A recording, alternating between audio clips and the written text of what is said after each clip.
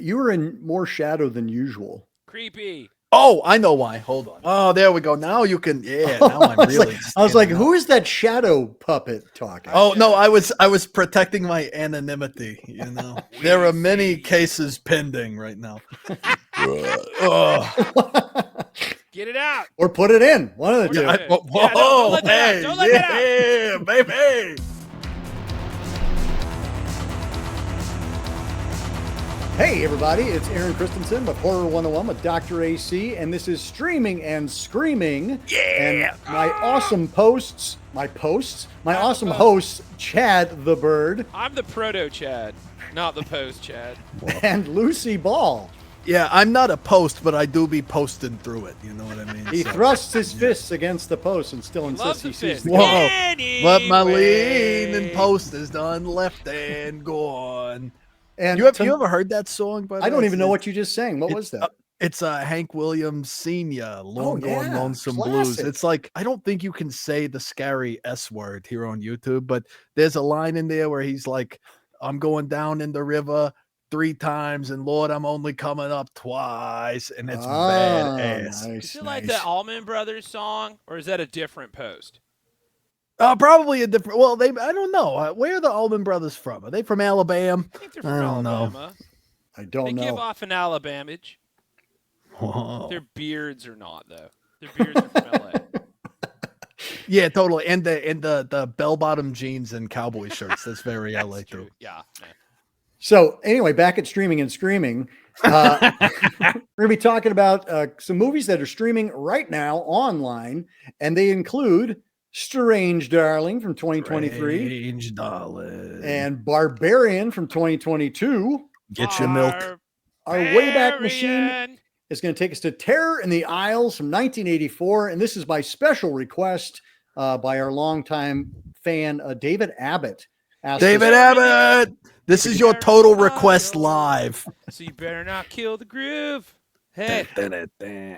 What should we start with? You know, I just watched it yesterday, so let's start with Terror in the Isles while it's fresh on my brain. We've never done the Wayback Machine first, so this will be exciting. Yeah. So anyway, this is my special request. Terror in the Isles is, it's a clip show, basically. It is a feature-length kind of exploration of horror films, and I'm really excited to talk about this because this is one that was very kind of formative to my viewing because I am of a certain vintage. And I remember seeing this via VHS, and basically it is a compendium of movie scenes, horror movies, and also some not so very horror movies. Had you guys seen this one before? No way. I've seen the cover for it on several things, and definitely there used to be a vintage VHS place in Chicago. What was it called? It was Odd Obsession. Odd Obsession. Whoa, man! Of course you got it. Of course you got it. Oh man, I used to go there all the time. R.I.P. But yeah, they had it, and I remember seeing it. But you never took the dive. Never went into it. So I am curious. I saw this one, and I was like, I don't know if I'm in the mood for that right now. Yeah, I saw this everywhere, and it's not a documentary. I thought it was like a sort of demons kind of thing from just seeing the cover or whatever. I thought it would be one of those things where it's like, oh, they're in a theater and then terrible things happen to everybody, but it's not that at all. No, it's a sizzle reel. That's 100%. The movies lead up to about 1983. I think Videodrome is the most recent one prior to its release. Wow, that's very newfangled, Videodrome. I still haven't seen it. What? No, I'm kidding. Come on, don't lie to me. It's not in the theater yet. It's not in video yet because I'm joking. But it was one that I remember seeing, and I was kind of texting with Lucy, and I was saying, I think one of the great things to talk about is how everybody's so sensitive about spoilers. By the way, we'll be talking spoilers tonight. So just, but it's up into 1989. Well, we're going to be talking about spoilers for Strange Darling and Barbarian as well. But my thought was that I would not have wanted to know anything about Strange Darling or Barbarian because so much of it kind of comes from the surprise of the twists in the plot and things like that. Wow, we kind of fucked around and put a whole theme to this episode on We did. accident. We huh? did Yeah, by it's accident, pretty which is what we impressive. generally do. Because one Yeah, movie- that's how you make art. That's Yeah. what art is. You know what just happened? Art just happened. That's That's right. what I'm nerds. talking about. You Yeah, think you're this Andy movie is Warhol, but you're not. Shut up. But Terror in the Isles is, I think this is what you were going to say, Chad. Terror in the Isles is basically an entire movie of spoilers. It's a buffet of spoilers. So for all of you, I know there's so many youngsters out in our viewership here. Go to but bed. For you youngsters out there, this Terror in the Isles is kind of the precursor to like the YouTube video essay that we get nowadays. Yeah. That's what I thought through the whole thing. It's like, wait, am I watching Dead Meat from 40 years ago? What's going Nice. on here? Speaking of ancient vintage, I'm pulling a Dead Meat reference. Nice. Oh, are they not relevant anymore? Oh no! See, and I don't even know who they are. I already missed We them. have a Switch 2 now. So you're both pretty versed horror fans, and so you're watching this, collection of snippets from various movies. And how was that for you as you're watching it? You're like going, "Oh, I recognize that. And maybe I don't recognize that." Hear me out. Couple of things. First thing, there were a couple of movies on there like Vice Squad and Nighthawks that I'd never seen before, so I didn't know what they were. So that was kind of cool because I was like, oh, writing that down. And it was fun to have to Google, like, Sylvester Stallone, Rutger Hauer horror movie. And then the other one that I was just like Vice Squad, I didn't want to Google anything I saw because I was like, that's going to wreck my browser history. So I was like, You're going to get on a list. Dude gets hit with Cadillac in cowboy hat horror film. And it came up. So I felt really proud of myself. Meta, imagine dude gets hit with Cadillac in cowboy hat. I just put it into AI. And it turns out that movie was made entirely by AI back in the 70s or 80s or whatever. No, I felt like it was like this. If I was in 1980, whatever that was, 9, I would have been 86. 84 is when it came out. Damn. Wow. You're dancing all around it. You'll get there eventually. Let me twist. Let him cook. Let him cook. If I had been around then and I saw that movie, I'd been like, hold up. This is going to be just spoilers? Yeah. Fuck. Yeah. I can't watch this right now. Yeah. But there was a vibe. This movie had a vibe that somehow creeped me the hell out. I think it was just Donald Pleasance whispering in my ear, horror movies are naturally predatory. And I was like, okay, go on. Why imagine something so horrible when there are terrible things in the world? Well, and just to put a little context around that, we have Donald Pleasance and Nancy Allen are in a theater supposedly watching these movies with a studio audience that I think is hilarious. Which is bullshit. You mean to tell me that Donald Pleasance is in the audience watching fucking himself? Invasion of the Body Snatchers? Yeah, come on. Right. Come on. Don't lie. Don't lie. I hate that. I was getting a little nervous about the street gangs that were in the audience with them. Yes. I was like, okay. I'm not worried about them. I would hang. I'm worried about them messing with Donnie Plez. I like the sweaty meatball guy with the bandana around his head. That guy, I identify with that guy. There was a whole side plot with him just trying to get laid. And I was like, it's not going to happen, guy. And he was like smoking a doobie in the theater. And the usher's like, put that thing out. And he's like, yeah, okay. That was the most unrealistic part of the movie. I was like, they didn't grab the joint and beat the shit out of those kids? Well, it was the 80s. It was the guess, 80s. It was a different time. Different time. Well, what you just said, though, Chad, it is kind of a parade of spoilers. But I watched this movie before I'd seen a lot of these movies. I would say I'd maybe seen like a third of them when I watched Terror in the Isles. And it didn't hit me as, oh my God, these movies are ruined for me. It was like, holy crap, I need to track down these movies. And it's like it became like a little mini IMDb before there was IMDb. And like I absolutely like freeze framed the closing credits and was writing down all the titles. And I'm like, okay, I've seen that, haven't seen that, haven't heard of that. And it was a great way to kind of dive into the genre. And I think for fans now, it's a fun way to kind of like revisit those days. And I love the fact that they don't put titles on any of them. Like you don't know what movie that's from unless you know what movie that's from. Yeah. So that was a thing I had, which I was guessing Scanners but I think I'm dead wrong. Where the people are on the carnival ride and the guy's like, yeah. That is not Scanners. no, I was like, okay, that's the only psychic movie I have on the front of my brain. So that's got to be what it is, but I don't think it's what it is. It's Brian De Palma's The Fury. De Palma. Let's go. And there's a lot of De Palma in this, actually. There's Phantom of the Paradise and Dress to Kill. I love Dress to Kill. I love that movie. I yelled every time I Carrie. saw a movie I recognized. I was like, Carrie, Dress to Kill. Yeah, this you is know a what fun it's. game. I like this movie. In case you're wondering what it's like to be in a room with Chad and I, it's a lot of pointing at screens and yelling the names of things. That guy. You know the Leo DiCaprio meme gif that you see from Once Upon a Time in Los Angeles? That's us. Hey, that's it's totally that guy. it. Oh, it's that guy from that thing. Yeah, that guy. one. Michael Caine. Oh, Dress to Kill. Sweet. Something I did think was interesting and really dated Terror in the Aisles was when they were talking about what was dated about Terror in the Aisles. Oh yeah, it's completely modern. The fact that it's 40 years old, maybe. Well, I noticed they were talking about suspense and dread and all the things that people love to talk about nowadays, especially. They mentioned how like Hitchcock is a master of the genre, which is true. But then they're also playing clips from Kubrick movies, and they're not saying like Kubrick, other master of the genre, because he's just a young cat at this point. That roustabout that made that you know that nerd who made 2001: A Space Odyssey? He's pretty creepy too. They don't even say Spielberg.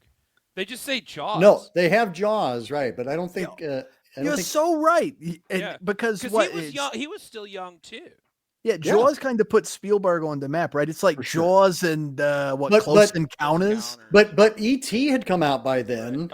Raiders of the Lost Ark had come out by then. So yeah, Spielberg was a name for sure. Yeah, but E.T. is lame family stuff. Whoa. And Raiders of the Lost Ark is naked homoeroticism. So well, yeah. Wow. What did you? Yeah, that's why it's one of my favorite movies. Harrison Ford, get at my line. So did you guys enjoy this compendium of movies? Oh yeah. Oh, totally. Yeah. Big time. I'm a big sucker for those like Shudder just sort of brought it back recently. And when I was a younger wee demon, I saw on AMC, they would do those like greatest horror movie moments or whatever. Monster Mania. Monster Mania. What's that special Lucy that's on Shudder right now that I love? Horror's Greatest. Horror's Greatest. Yeah. It's a great series, by the way. Well, and also In Search of Darkness, right? Isn't that In Search of Darkness is way more like I would say it's more like a lecture.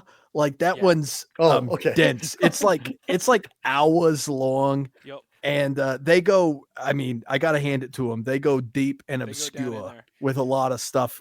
It's like your weird older brother. I'm the weird older brother in a lot of cases, showing you like, oh, this is some crazy shit. And then the Horror's Greatest is a little more digestible. But they have like an episode on like Japanese horror film. Excuse me, Japanese horror films. We got enough problems right now. Demons popping shit out there. Yeah, sorry, but they got one on like Japanese horror films that like turned me on to some shit I had never heard of before. It's not about the episode's not about it, but like Horror's Greatest rules. Go check it out. Yeah, and it's on Shudder, also streaming. To your point, Chad, I would say that like Vice Squad and Nighthawks, those are not necessarily Marathon Man. Those are not horror films, but they're really great, kind of like suspenseful. And I think they make a distinction as terror films in the movie. I think I'm going to put this out there. I think we should put Marathon Man on the list, watch it, and like double down and see if it is a horror movie.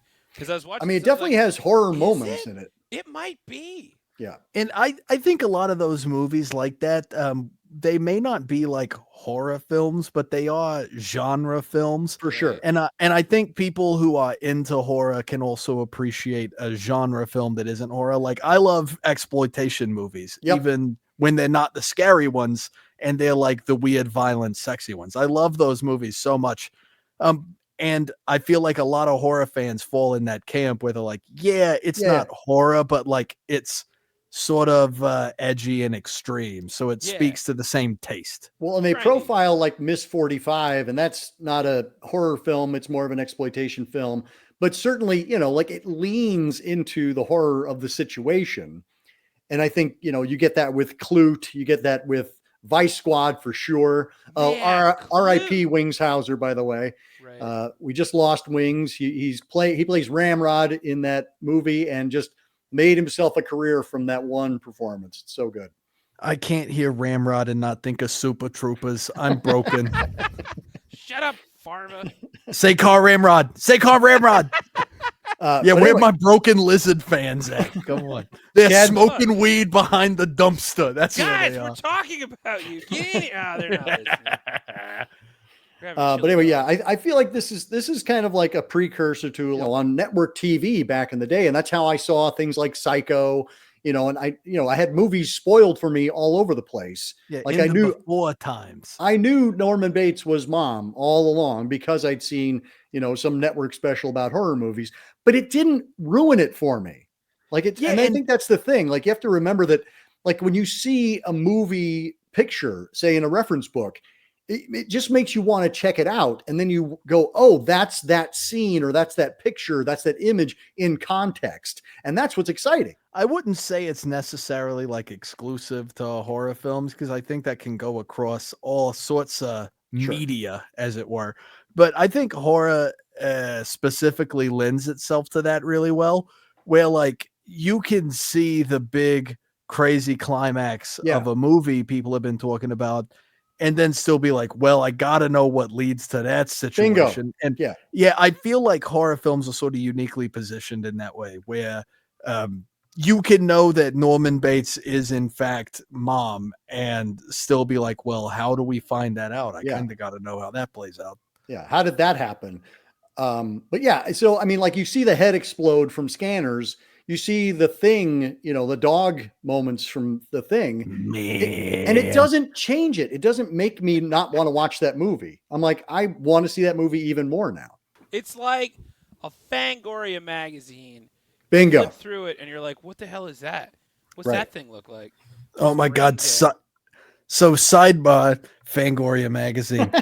When I was a young boy, I sat in a Barnes and Noble bookstore reading Fangoria. I'm not going to continue doing the song. I was like, I don't know why this is being put to music, but okay. It's My Chemical Romance, The Black Parade. Dr. AC, we carry on.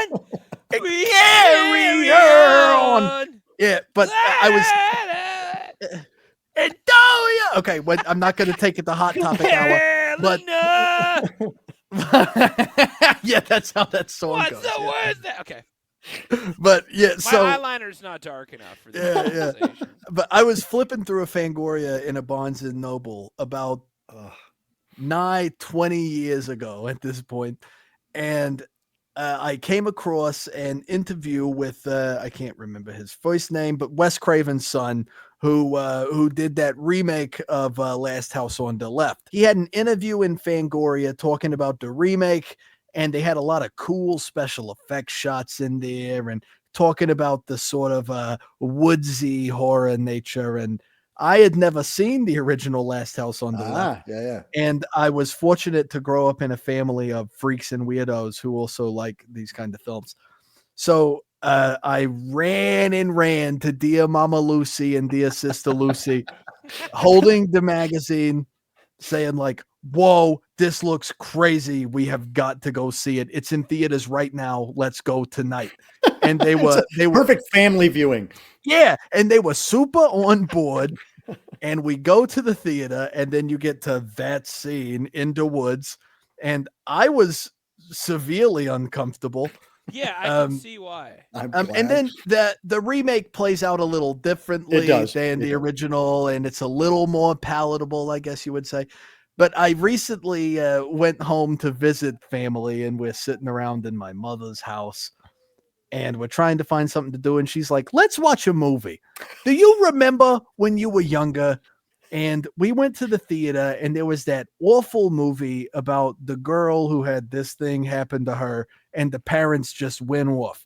And I was like, oh yeah, Last House on the Left. And she goes, yeah, let's watch that. Whoa! And that's how we spent Christmas. Man, Christmas is cool. We watched the remake. We didn't watch the original one. But I would say the original one has a little more artistic merit because when you get to that scene in the woods, you can like see the sort of oh shit look on all the criminals' faces when they're like, whoa, we just did that shit. Yeah. Fun fact that I just Googled while you were telling that story. Jonathan Craven is his name. Thank you. And he was in Last House on the Left in 1972 as Boy with a Balloon uncredited. And he was an actor and visual effects coordinator and post-production apprentice editor for the 1989 classic Shocker. Whoa, that's pretty cool. And he worked on New Nightmare as assistant to props, and he co-produced The Hills Have Eyes 2, and he also worked on A Gnome Named Norm in the art department. A Gnome Named Norm, that's right. 1990. It's terrible. Oh, I was like, did he say words or am I having a stroke? Gnome Named Norm. I do want to just throw out a quick fun factoid because Andrew J. Kuehn is the director of Terror in the Isles. And that name probably means nothing to you because it didn't mean anything to me until I looked him up. Turns out he is not only from Chicago, but he is kind of the originator of the modern movie trailer. Like before tracks. Before this, there was a lot of like text on the screen and, you know, it'd be like a narrator talking you through this exciting movie. He basically revolutionized that with this quick cut editing. And he had music put in. There it is. And John Beal is the guy who did the music. And he is the guy who is the music behind the modern movie trailer. Yep. And like, I'm like, holy shit, we're watching history happen right here. And it totally makes sense that this is basically a 90-minute trailer for all of these movies. And Andrew J. Kuehn and John Beal are like superstars in the industry, but the modern public does not know a thing about them. So look them up now. But don't worry too much because I'm sure they're eating good. Yeah, they're doing all right. You don't need to John Beal contribute to their Kickstarter. So John Beal is the guy that we can thank for having the super cinematic "I got 5 on it" in the trailers. It's a high evolution version of it. John Beal, like he did the trailer music for a bunch of Spielberg movies, including Indiana Jones and E.T. and but he also did like things like Forrest Gump and Ghost, Hunt for Red October. He did the theme songs for TV's Vegas, Happy Days, Laverne and Shirley, 8 is Enough, and he did the original scores for the awesome movie Killer Party from 1986. And Tobe Hooper's The Funhouse from 1981. Oh, I love The Funhouse. That movie rules.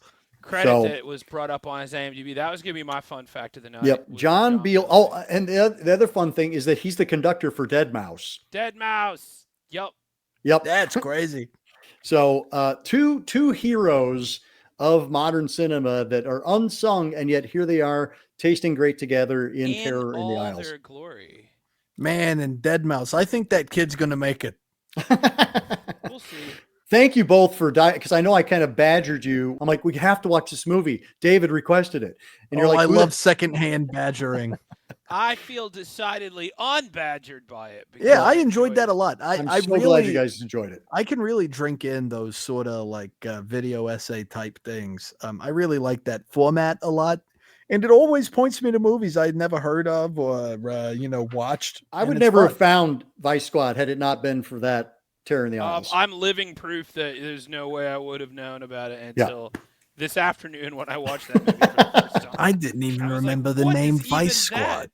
What even am I looking at? I must know. Yep. Guy with a cowboy hat and a coat hanger. And a smile for days and veneers. Yeah. Oh, yeah. Like Sears siding. I don't want to talk about veneers. Those freak me out. I don't know. Well, we know it scares Lucy. But I hate veneers. It's like creepy. Have to write I didn't know. Called Veneers. Yeah. You ever see that? You ever see that country singer Luke Bryan? Yeah. He's got crazy veneers, and it freaks me out. I hate it. I hate There's it a so Walton much. Goggins level of veneers. Just have weird teeth like that guy from Green Day. It's fine. Yeah. Or Richard Brake, who shows up in Richard Brake. Liam Let's Neeson get has into weird it. teeth. he shows up in Barbarian. Barbarian. Now, I That's also my drag name, actually, Barbarian. I appreciate you both waiting to talk about this because I had not seen it, even though it came out and was all the big noise back in 2022, 23. Oh, yeah. Because it's an awesome movie, too. I didn't Weird own the smile. streaming platform that it was streaming on. I thought it was Netflix all this time. Turns out it's Hulu. Netflix would never. Yeah, but this is one of the rare movies I went to the theater for. Yeah. So I remember in October of 2022, like everybody was going nuts about this movie, and I'm like, I need to see it. And somehow I stayed under my rock, and I knew nothing about it when I watched it last week. And kind of bringing the conversation back around to spoilers, I'm so glad I didn't know anything about it because Barbarian like thrives on its left turns. Yup, can't know anything going in. Otherwise, which is going to be fun when we get around talking to the Strange extra Darling. movie. Yeah. Yeah. But it's a very commonly talked about problem now that movies just like show the movie in a trailer. Like a lot of times, especially with horror movies. Oh my God. It's like you don't have to go to the movie sometimes after I'm looking at you, Sting. I thought you were going to be so cool and all the good parts were right there in your trailer. But so I remember seeing the trailer for Barbarian and reading the synopsis and being like, wow, this is so vague. I have no idea what I'm in for, but I'm gonna be there. Do you want to share the brief synopsis? You got a modern girl boss. She's out here. She's getting checks and just really crushing it. Yeah, man. I'm hip with it. Cheese. She's in Detroit getting checks. Yeah. Well, hey, lots of people make money in Detroit. Just not necessarily on the clear, but.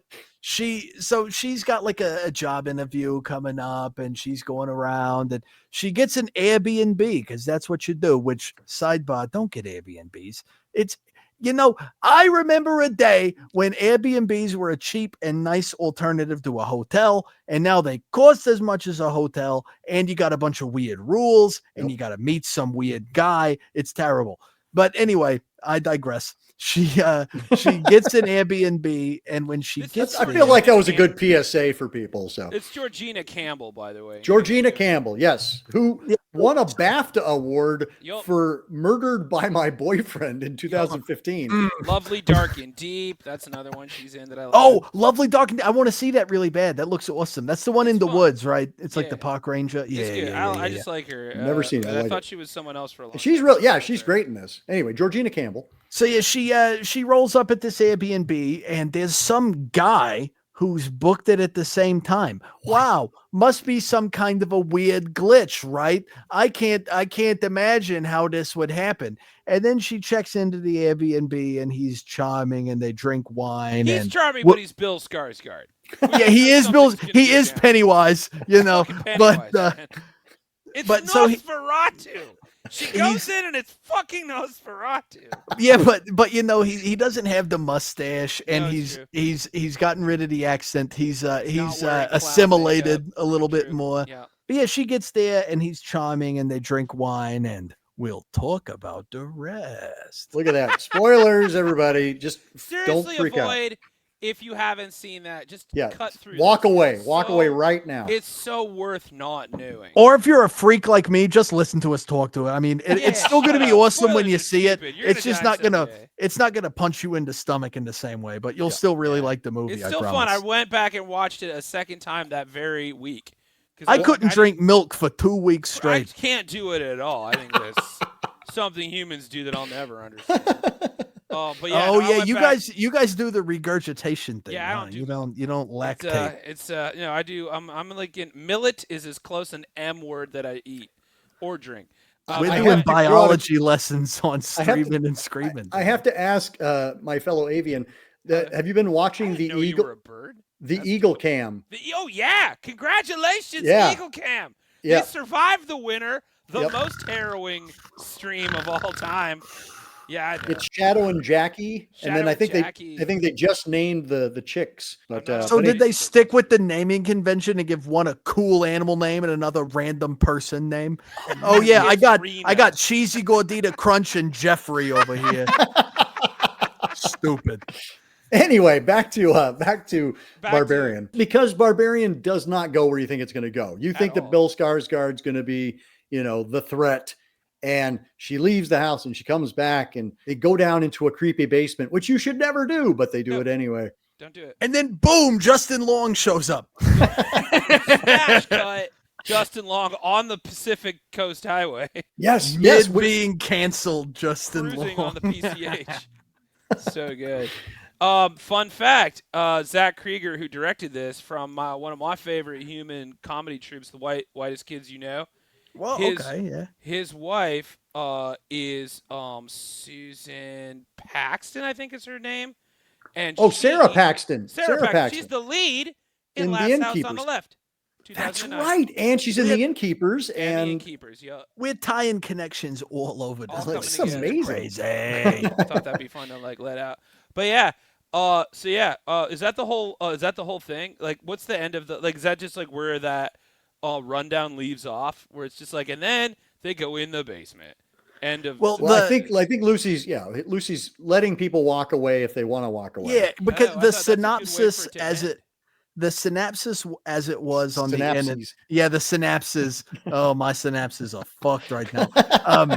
The synopsis, as it were, on the internet was like, she shows up at an Airbnb. There's another guest and mysterious things. You think that's where it's going to go? Yeah, and they do a great job of hand-holding you to make you think that's where it's going to go. Because he gets drunk. There's a bunch of weird noises when she's asleep. It's like they really elegantly strung you along to when is Bill Skarsgård going to turn into a friggin' creep. Yep. Sewer clown. And then it turns out he isn't going to turn into a creep at all. In fact, he's going to be creeped on and forced to drink from a bottle with a bunch of sketchy hairs on it. Well, he actually just gets thrown against the wall a bunch of times. Yeah. Oh, Justin Long has to drink out of the sketchy hair bottle. They kill off Bill Skarsgård. You're like, what the fuck just happened? Well, they couldn't afford him for that long. He was like, we need him back on set over here. We need him. Yeah. They're like, we can't afford your Robert Eggers and fucking Stephen King check right now. So, so then they got Justin Long instead. Yeah, they got Justin Long and the guy who's exclusively in Rob Zombie movies. What's Justin Long doing right now? He's like, I'm on the PCH. You guys want to make a movie? He's like, hang on, we got a drone coming. And they just filmed him on the phone. Which did you see his short in the latest VHS movie? Yeah. Whoa, it was so good. Sick. It was sick. It was weird. Sick. Oh, okay. Did he direct it or is he in it? No, he directed it. Yeah, he and his brother wrote. Yeah, very, very Tusk adjacent. He and his brother wrote and directed the short. It's really because Justin Long has a very long connection with the genre. History. Drag me to hell. Drag me to hell. Jeepers Creepers. He was totally in Jeepers Creepers. Yeah, he was really young in that movie too. And he was in It's a Wonderful Knife recently. Which you can also find on Shudder. I gotta look that up. I've not seen it. Speaking of veneers, because he has this massive big toothy smile. Yeah, I'm gonna throw up. You will actually. Tell us about Justin Long, his character. So Justin Long, he's an actor, not just Justin Long is an actor. Oh, director, excuse me. Wow. So he's a director. That's also true apparently about Justin Long now. So yeah. Okay. So the character is also a director, and he's wrapped up in a bunch of Me Too type scandals right now. A lot of women are coming up and mentioning his name and saying a lot of scary things. Believe the woman. And guess what? He owns the sketchy Airbnb that the homegirl that I forgot her name, Georgina Campbell and Pennywise have been hanging out at, and he's like a real hands-off landlord. It's the only thing his hands are off. Am I right? Get out of here. Whoa! We didn't talk about how like what a terrible neighborhood that this little That was my Airbnb favorite. is in. I mean, there's so much in that movie to love. It's a buffet of nightmares. But my favorite thing that happened in that movie that really got to me was when Georgina Campbell goes outside and she realizes that entire neighborhood is fucking abandoned. Yeah, and that it's was just a bunch great of, like, reveal. There's no Yeah. lights, and I'm like, been there. That is legitimately horrifying. Well done.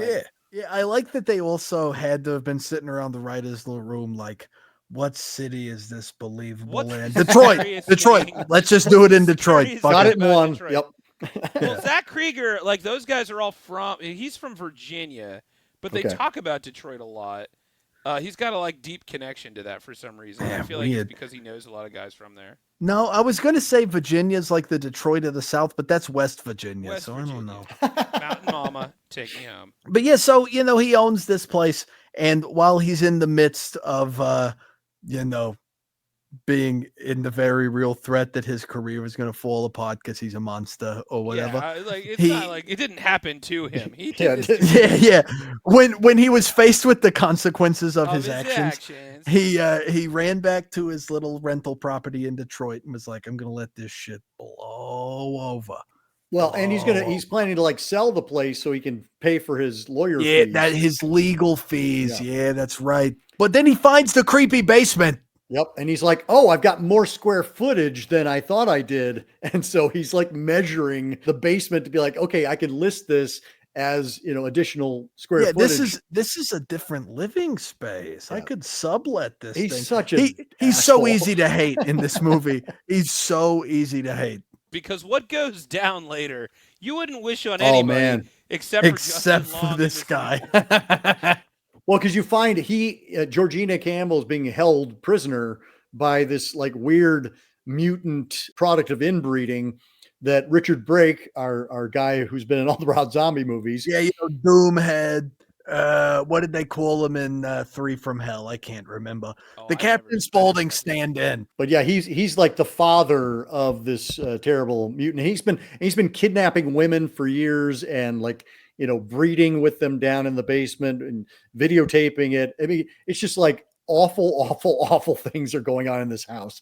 Which I'm surprised the Republican National Convention let this get out because they're just putting their dirty laundry out there like that. That's crazy. It out for everybody to see. Somebody tell Elon Musk. Somebody's not going to be happy about this. The two of them are like trying to get out together. And they make an escape. She does do that thing where she leaves the house and then goes back into the house. And I literally yelled at my screen. I'm like, everybody hates you now because you just went back in the house. No, I was like, look, this movie is like I said, this is a buffet of nightmares. That's the second scariest thing. But she turns around because I was like, no. That's not even scary. It's frustrating. Yeah. Don't do it. Why? But I also understand. There would not be a movie if she didn't go do it. Well, and I think that's the thing. Like you're helpless and you can't help it when characters make decisions that you wouldn't make. But that's actually kind of the fun of it as well. Is you're like, no, don't do it. Everybody likes to point at the screen and go, no, bitch, don't go in there. Like that's part of the fun. That's why that scene is in there. Yeah, exactly. Go back and yell. That struck me as well because I was like, that doesn't really make any sense. That she would do that, but then I was like, "Oh, she's doing that so that we scream." So we scream at the screen, exactly. The finale, which I won't spoil because why the hell? Yeah. But like when they're up on the water tower and Justin Long does his thing, you're just like, "Oh, you mother, you son of a bitch! I hate you." Love it. And then it comes around and pays off, and you love it even more. I do need to sit down and watch the movie again because.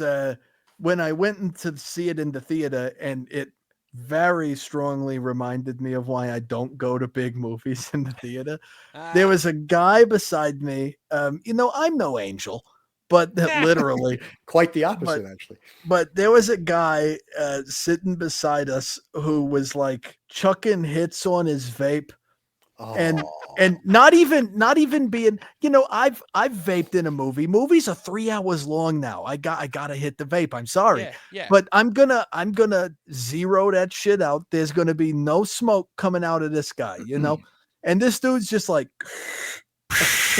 like chucking clouds in the theater. And anytime, and anytime something remotely scary happened, he goes, "Ah!" like really loud. It was funny, but I was like, God damn it, I'm trying to watch the movie. This isn't Rocky Horror Picture Show. You can't just scream at the screen. I went to go see Smile that year, and it was a double feature. I went to go see Barbarian in the afternoon and Smile that night. And I also was hitting the vape. And by the time I got to Smile, I was basically just a walking Halloween mask, just like. So then I'm sitting in the back of the theater, and it's just like a bunch of teenagers because it's like school got out. It was like a Tuesday. I saw that, and like I'm in the back. There's a ton of kids in the audience, and they're screaming during Smile, screaming. And I didn't realize that every time something scary happened until like the fifth time, they would go like, ah! And then I would just be in the back like, ah, nice. Yeah. So every time something scary would happen, anybody in that theater would be like, ah! Ah, nice.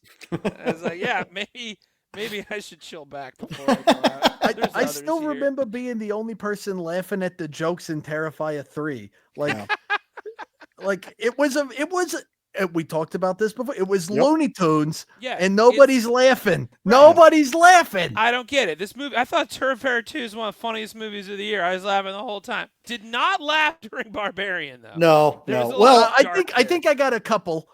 When she broke out that hair-covered bottle, which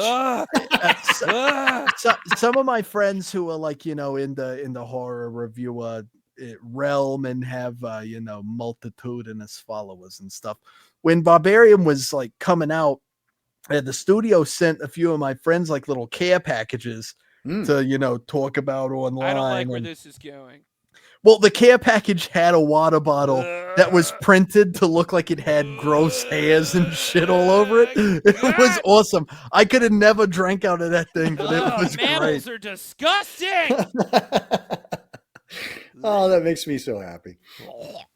See, there is a good side to promotion if they put in the effort like that. Yeah. It's like only getting better. The fucking Dune dick bucket. Yeah, well, and it's because they're going back a little bit, right. I've got a Mark of the Devil barf bag on my bookshelf right now. Like that kind of stuff, like it's awesome and it hits. And the people who like those kind of movies like that kind of stuff. For the Dune popcorn bucket, you know what I'm finna Dune to it. You know what I'm saying? Surprised we're not doing it right now. And actually, Barbarian. We like Barbarian. We love Barbarian. And thinking when you talked about Smile, there's a Smile and Smile 2 connection to our next movie because Kyle Gallner shows up in Strange Darling. Was Kyle Gallner the mustache guy? Yes. Okay. When I watched this on Prime last weekend, it immediately played some like random budget movie he was also in right after it. And I was like, wait, hold on a second. What's going on here? He's done a ton of stuff. He's in the, not that this is a good thing, but he's in the Nightmare on Elm Street remake. That's right. Yeah. I knew he looked familiar. He's in Jennifer's Body. He's Jennifer's Body. Yes. Movie Bangs. Yeah. Haunting in Connecticut. Love that one. Yeah. He's in the 2022 Scream. But this is like before that. And nice. Yeah.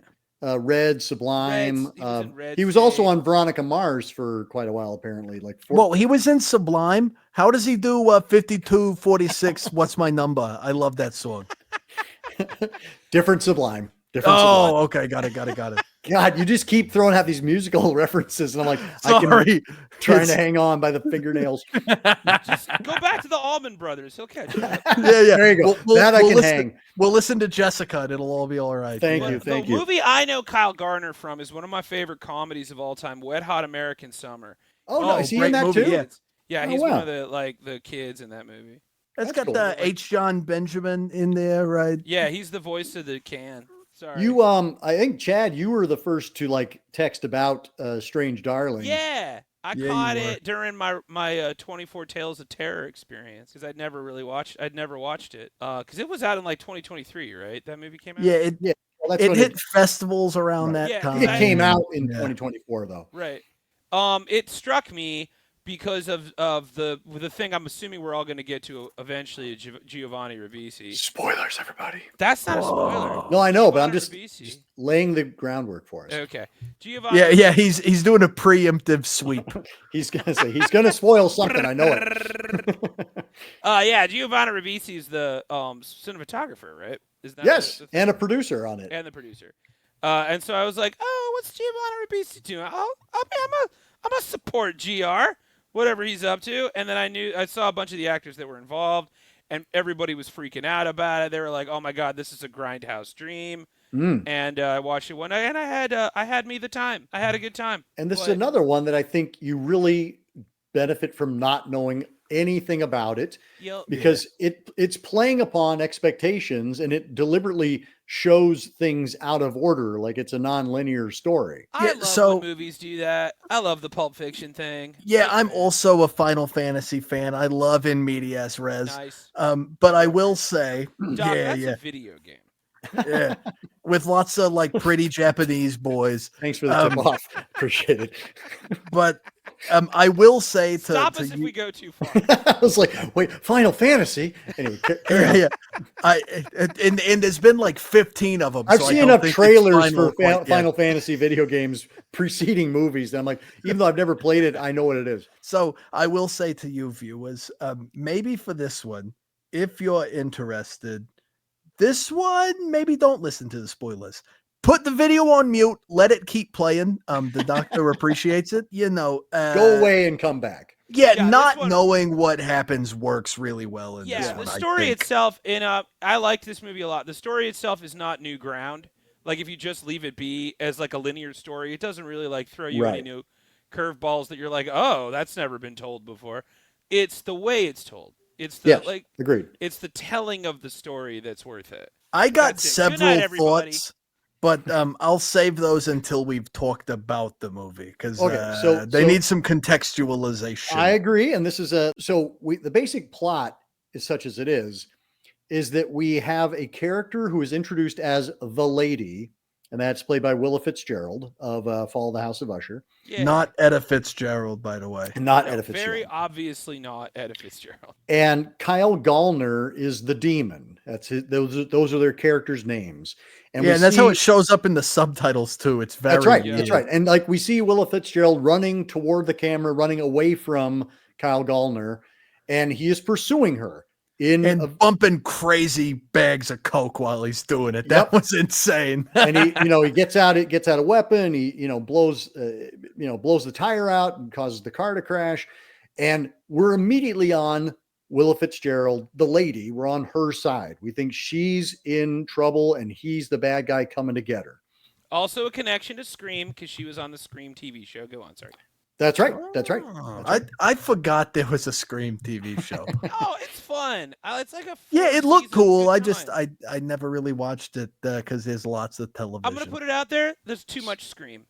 There's a lot of Scream. I think that's fair. But anyway, so that is our basic setup: is that we've got a woman on the run from a man, and if you've watched, I don't know, movies at all. You're like, that is a common trope, is that particularly horror movies, that men are chasing after women and they mean to do them harm. And this movie is playing upon those expectations, because we jump around in time. We find out that maybe she is not as innocent as she might seem. She might be a strange darling. Yeah, Whoa. She might be a little strange. And them using that song in the opening sequence was badass. That was great. Our writer and director is J.T. Mollner, and I don't know much of what he's done, but he had a movie that premiered at Sundance called Outlaws and Angels. Cool name. That is supposed to be quite good. But this is kind of the next thing he did, and I'm glad that Giovanni Ribisi was like, "Hey, can I shoot? Literally, can I shoot your movie for you and produce it for you?" And because it gave him an opportunity to be a DP for the first time. Do you know what the next movie he's working on right now is? I do not. He's working on the adaptation of The Long Walk. By the way. Wait, he's not. What's he's The not Long Walk? JT Mollner's writing the adaptation of The Long Walk that's supposed to be coming out this year. Okay, I'm a Philistine. Somebody tell me what this is. So The Long Walk is one of the Bachman books. Correct. Okay, who's Bachman?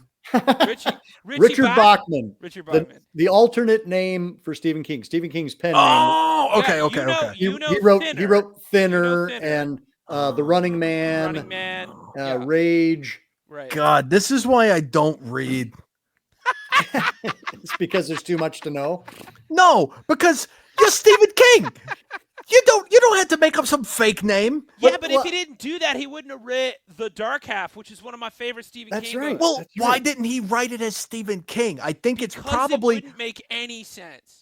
When has he ever made sense, Chad? When has he ever made sense? The guy sniffed his weight in cocaine. He does not care about making sense. I don't know. I think Tommy he cares Knox's about checks proving out. a point. Anyway, The Long Walk is one of my favorite Stephen King That's a good novels and has never been brought to the screen. Was it one of the dollar babies? It is not. It's not. No, it's not a short film. It's not a short film. It is. No, it's going to be isn't it, no, a feature. Is it a short story? No, Wait. well, no, it's a novella. It's I mean, one like of the novellas, it's a yeah. full Well, on. I thought a feature film could be a dollar baby. Well, yeah, because 1408 so. is a short story. Well, anyway, I mean, this is a major Hollywood production, The Long Walk, that's coming out now. Oh, so he didn't sell it for $1. No, he did not. He sold it for a bit more. No, Long Walk was a classic in like the day. Agreed. We'll talk on another episode. What you were talking about when you said dollar babies. I was working my way in there to figure that out. Stephen King famously sold his work for $1. Yeah, that's right. He would give independent filmmakers the rights to his stories, provided they never made any money. Right. Yeah, and if he liked your screenplay, and that's why they did a lot of. I was in one of the Dollar Baby shows. They did a Gray Matter from Skeleton Crew. Anyway, coming back around to this movie, is that, and I forget how we got there, but J.T. Mollner is our screenwriter for The Long Walk. He is the writer and director for this film. Right. And I think he really, I mean, this is very flashy as a writing and directing showcase. Oh yeah. But I think it works. I think it works really well. I did. So I've already forgotten the guy's name, but I did think the camera work was like beautiful. Giovanni Ribisi. How do I forget that you name? You know him from zillions of things that he's been in as an actor. Yeah. Oh, okay, for sure. Well, his eye for a shot is fantastic because the movie looked great. There was lots of really cool things going on there. But I do remember watching the film and being like, okay, this director has something to prove. He's like, it's like the Eruption guitar solo of filmmaking there. Yeah, it feels like this is a debut. Yeah, totally. Yeah, he's arrived. Yeah, he's definitely showing. And well, considering his last movie was 2016, I can see why he might be like, seriously, pay attention to me. I still got it, by the way. Yeah. Yeah, and he does. It's like it's an effective movie, but it's one of those. It's an art house, grindhouse kind of experience. Yeah, totally. It's not your burger and fries horror film. No, but you should. Yeah, I was eating. Heroes when I watched it. Actually. Were you?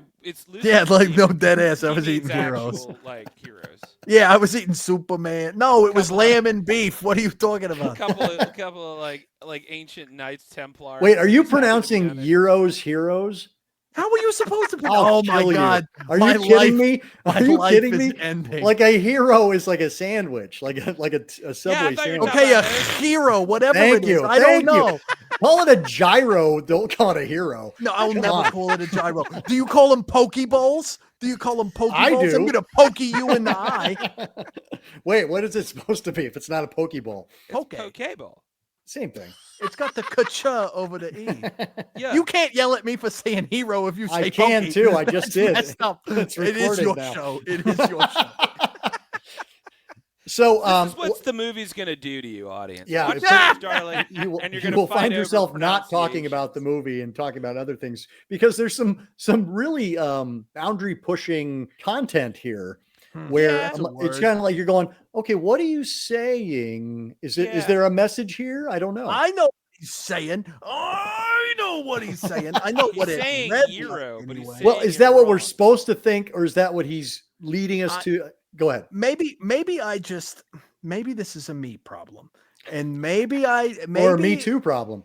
Yeah, maybe maybe I'm a little too mean to men, but somebody's got to be. Yeah, hell yeah. Yeah. Down a So peg. when I guess we should do the big spoiler, All right, like, before okay, I say for this. real spoiling now. Okay, Okay. so the Hold on. big spoiler, the big cheese in this movie is the Yep. whole time you see homegirl running up and knocking on doors and she's saying, "Can you help me? Can you help me?" And then boom, you find out she has some like She's the dragon. She's the dragon lady. Yeah, she has some really extreme kink that she's playing out on the demon, and she's like a serial killer, I think was the idea. Oh yeah. Oh yeah. And she lures these men in to doing these like really intense non-consensual play acts with her. And then she gives them a bunch of ketamine and kills them or whatever. and so when they hit you with that one, I do gotta say, Yep. very well done. Yep. I would not have called that in a million Lovely years. reveal. And they did a lot of good things, like so where they jump around from chapter to chapter, and you see them flirting in the car. I believe this is after the she says the safe word the first time. Right. Mr. Snuffleupagus, by the way, yeah. puppet representation all day. And it cuts to them in the car discussing like what they're gonna do. And then it pans down to him with an ankle holster. By the way, he's a cop. Yep. And I should have taken the ankle holster as, because who has ankle holsters but police? But I was like, oh man, this guy's bad news. He could just be a bad cop too, you know. That's what I thought. But I didn't even think cop until she's sitting on the turlet looking at his wallet. And so I completely, the dude had me eating out of his hands. You know, I had played all the way into it. But as the movie went on, I started to sort of think like, okay, so our main girl sort of lures men into sketchy sexual situations where she can present herself in a certain way and know that she'll be believed because it's a woman versus a man. Yep. And then you've got the hippie couple where Ed Begley and Barbara Hershey, thank you very much. Oh, sorry, and also the hippie and biker couple, because he says, "Oh, I was more of a biker, really." Right. Like, shut up, Hell's Angels, we get it. It's the best is that it's Ed Begley Jr. Yep. And you're like, Mr. when Electric were you Car. a biker? Yep. So they go there, and then that woman is like, you know, completely okay. At least the man is also snowed by her charms. But that woman is completely off guard, and she just like listens to everything she says. And then when you have the big reveal with the cops that come in, the lady cop believes her over the more experienced man cop. And I felt like the movie was telling me women are either evil or stupid. I laugh didn't, because the word stupid makes me laugh. it's a good, but I mean, and I don't think I'm wrong for this. I think I might be being a little too critical, maybe. Well, But on watching it, I was like, man, this makes me feel like this director has some very strong opinions about women at college parties. You know what I'm saying? Okay, yeah. So I agree that is one take you can have, and I've seen several reviewers be like, "How dare you, sir?" I think he recognizes that we as an audience have expectations, and we are a Me Too friendly audience that recognizes that women are victimized all the friggin' time. And so this is not even a new story. This is just kind of like maybe a new way of telling it. But I think that's what he's doing. I don't think that he thinks this is what, the way the world is. I think he has chosen a character that also knows how the world works and is using it to her advantage and is portrayed as a psychopath. Like I don't think this is somebody we're supposed to be identifying with come the closing credits. Like we're not supposed to be like, oh, well, I wish I was that person and what a victim she was. I don't think we're thinking this is what he thinks of all women. I think he recognizes that this is a world in which this could happen because there is so much violence against women. So of course, a single woman could take advantage of that. Yeah, I think on that's. its face, the story is a little sketch, but like I think that's what made it a horror film for me, though. is that when it's over, I was like, oh, it's just a grindhouse horror film. Right. Oh, okay. Now, I can totally agree to the grindhouse thing. I did appreciate the big because it was very, very grindhousey. Yeah. You don't get big bags of cocaine in a not grindhouse movie. I totally see where you're coming from there, Doc, and I'm not gonna say I agree. No, I'm gonna say I don't know what's all going on in JT Mollner's head. I'm gonna say I want to agree really badly because I really did like this movie a lot. I really did. I thought it was really cool, and nasty. I could have done with a few less attempts at the left hook. You know what I'm saying? I think they could have really punched you with it one time and made it a little more effective because by the time everything was apparent, I was kind of over the shock. But I also blessed in riches of shocks. If you're done with it after a while, you're like, I guess that's true. Yeah, I'm drowning in desensitized. Nightmares right now. I did get what I paid for. To your point about like the director's intentions, which may very well and probably likely considering he's a creative type making movies. I think it's pretty reasonable to believe that kind of thing. I have this sort of opinion that art of any description, when it leaves the creator and is to be consumed for better or worse, the interpretation is all sort of in the eye of the beholder. Bingo. And I don't know. I felt like if the message was like, wow, what if there was some fucked up evil woman that like totally twisted and manipulated the thing? Wouldn't that be crazy? I feel like that message could have been communicated a little more clearly because to me, as I watched it, and I could be poisoned by the internet hate machine. I'm totally willing to admit that. When I was watching it, I was like, man, this feels an awful lot like somebody saying like, man, if a woman did this, she'd get away with it scot-free. Isn't that fucked up? And again, I could just be being a misandrist about it. I'm very ready to admit it. I just think even if this dude had written the movie, if it were me, I would have hired a woman to direct it. Sort of like American Psycho, right? You know what I'm saying? Yeah, because I feel like that would have elevated the movie. Because right now it's just a grindhouse good time.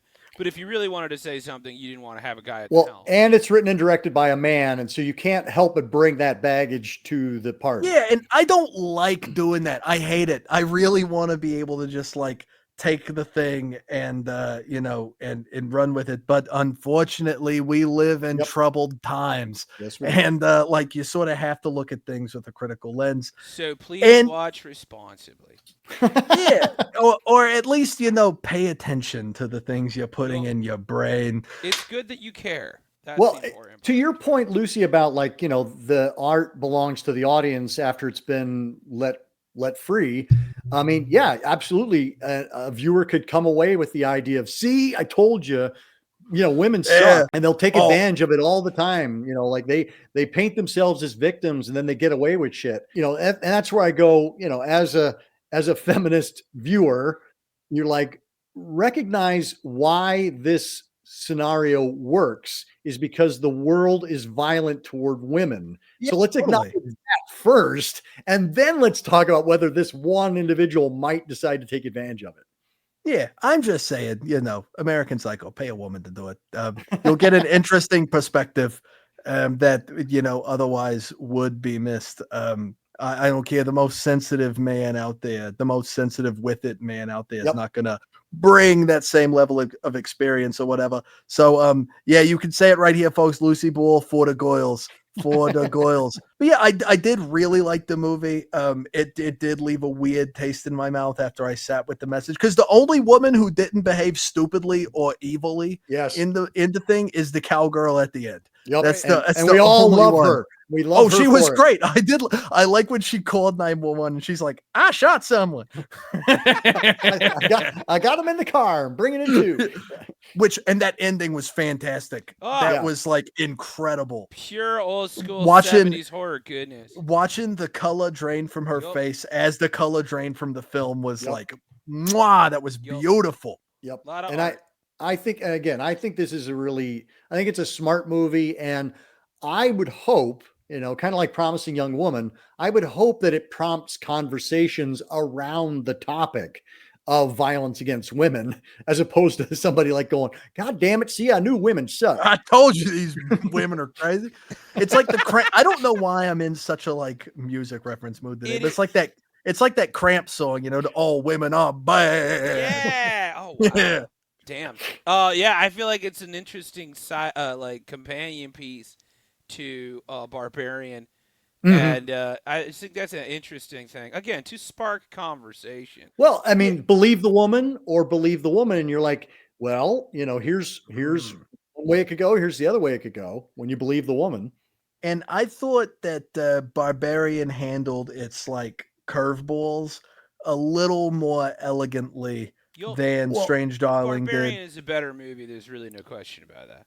Well, I think Strange Darling, by being so clear about like, here's chapter 3, here's chapter 5, here's chapter 1, you're like, okay, I'm going to use the P word, pretentious. Like you're calling attention to the fact of how clever you are, as opposed to just telling me a story and not signposting for me. See, man, we are not on the same page on this one. I love a title card. Give me a title card any day. Mandy, come on. They hit you with the title card to the movie half an hour in. That's awesome. I love that kind of stuff too. Like, I like title cards. I'm saying like the chapters, Yeah, no, I do get it. But the chapter thing does make it feel a little bit like it's got its pinky in the air, and the other one up its butt a little bit. Yeah. Well, cool. Let's circle back around and give our star ratings for our films that we discussed. What do we give Terror in the Aisles out of 5? 5 out of 5. Wow. I liked it a lot. He's generous. For what it was at the time period it was made. Yeah, I'm looking at it right now as a man in the now. I'm going to give it a solid 3 because I feel like we've come very far in how we discuss these sort of things. But I really got to give them shouts out for, I believe there was a Carnival of Souls piece in there. And that's one of my favorite movies. And it pointed me to stuff I had never heard of. So yeah, it's awesome. Yeah, I have to give it, just out of nostalgia, I have to give it a 4.5 because it really was a formative film for me. It helped me find a lot of movies. And I felt like somebody who was in the club as I was watching and going, I know that. I don't know that one. I'll make a note. And it really kind of was one of those films that helped me on my journey as a horror fan. So thumbs up. And it's streaming right now out in the world. Yeah, and I gave it a 3, but watch it. Like, seriously, it is awesome. How about Barbarian? 5 out of 5. I'm hitting it 4 out of 5. Wow, yeah. When did I become so like? Yeah, you're the friendly one today. I know. These are 3 fun movies. Well, I haven't talked about Strange Darling yet. Yeah, that's okay. That's right. Keep the suspense. I'm going to give it also a 4. I thought it was super solid, and I don't even know why I wouldn't give it 5 out of 5.